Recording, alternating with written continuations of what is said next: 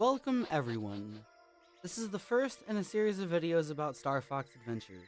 The series will attempt to cover most of the tricks and glitches in the game. This video will focus on movement, a little bit of tech, some general knowledge, and some common acronyms. I'm going to put most of the common acronyms on the screen. I suggest that you pause and take a look. Now, to talk about movement, I want to direct your attention to the input display. I'm going to use a few expressions about how much to move your analog stick or to press your trigger buttons. For example, I will say, slightly X of Y. And what that means is that I want to go to the notch and then move very lightly in one direction or the other. For example, in the first 4 Sharp Claw fight at the beginning of the game, when the cutscene ends, you want to be holding slightly left of down left, which would mean go all the way to the down left notch and then slide just slightly to the left of that. And for the trigger buttons, I will say analog L, digital L, or analog R.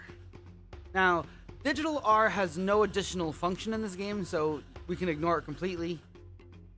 But just to show what that is, analog L is a light press, and we'll just turn the camera around. But a digital L input will put you into a targeting state where you can no longer change your angle. And analog R is your shield. Your shield is very useful. You're basically invincible as long as you are pressing R. It's actually kind of crazy.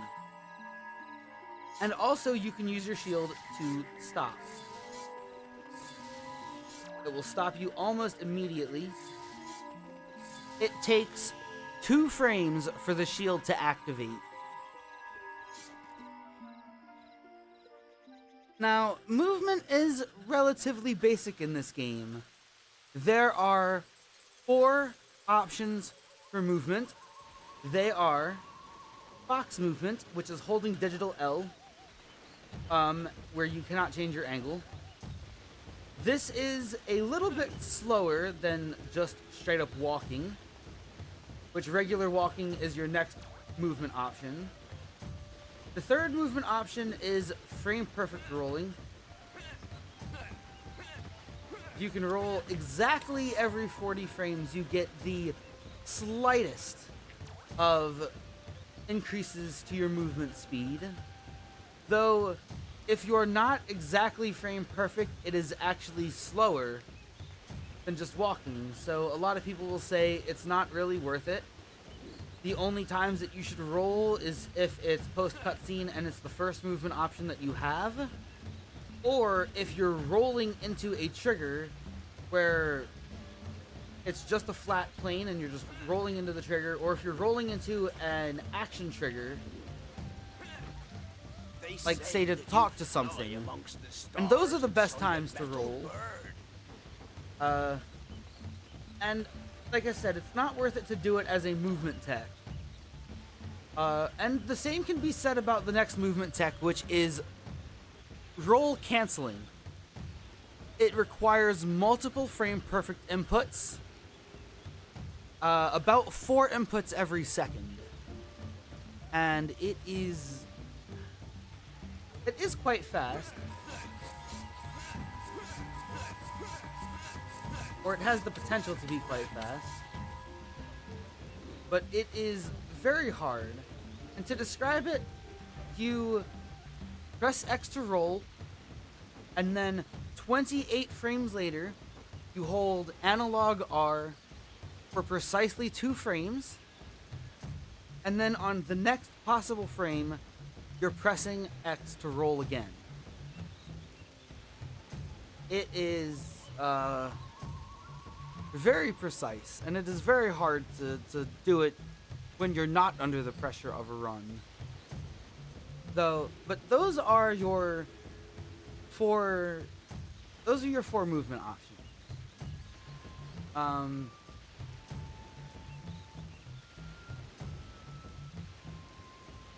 Now next I need to talk about the shield mechanics. As I've said, you can stop with the shield. You can stop a roll by shielding. And in reality, you can stop a lot of actions or animations by shielding. And it's useful for a few reasons, because one of the more important things is that when you shield and then you turn more than 90 degrees, you actually move out of your shield faster than you could normally move otherwise. So if you're going somewhere and then you have to turn around quickly, it might be worth it to shield, and then like in the middle of your shield input you hold down. Remember, shield has to be pressed for 2 frames to activate. It's really quick. This game does run at 60 frames per second, so it's almost as if it's 1 frame for a 30 FPS game. It's a very quick input.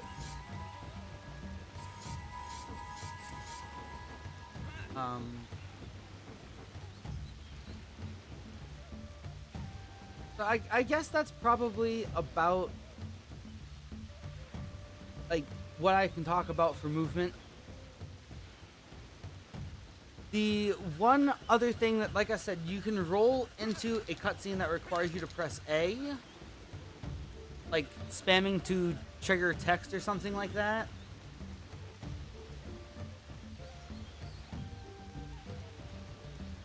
And I guess the next thing to talk about is like some general knowledge, right? A lot of the times when you press A on something in the menu will close.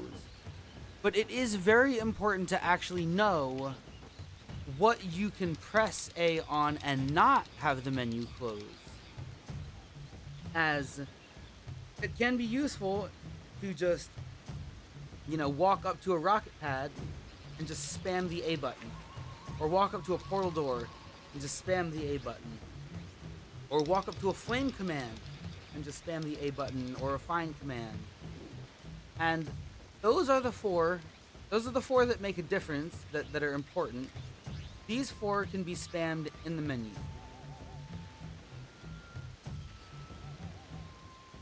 The next piece of general knowledge that I would like to point out is that in physical combat there are 5 possible combos that you can do: forward, left, down, right, and neutral. Now, we're going to completely ignore right combos. They are the worst. And diagonal combos we're also going to ignore completely, because they're also terrible. They're so slow and they do so little damage, it's not worth it. So, the main combos are forward, left, and neutral. Those are the main ones that we actually care about. Alright? Those combos dictate what drops you have a chance to get when killing a basic Sharp Claw.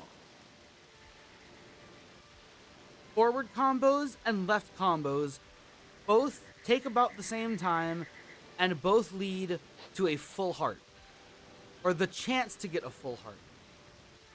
And a neutral combo takes slightly longer, but at the benefit of leading to potentially getting a magic drop. And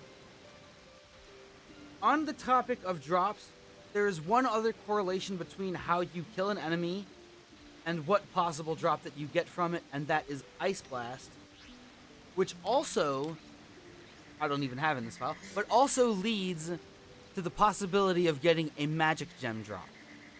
And that is very, very useful knowledge to have in a run. And that is more or less, I think, everything that I wanted to talk about in terms of movement, in terms of knowledge. A lot of little things like the tech of using the shield to turn around,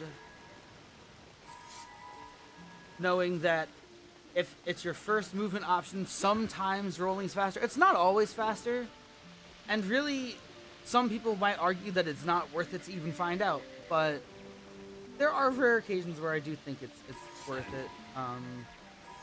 But having a lot of movement coming out of your turns is definitely one of the bigger things that makes a difference, and spamming the correct commands in the menu instead of equipping them to Y. And I guess that might be one of the last things I wanted to touch on. Equipping things to Y allows you to spam anything.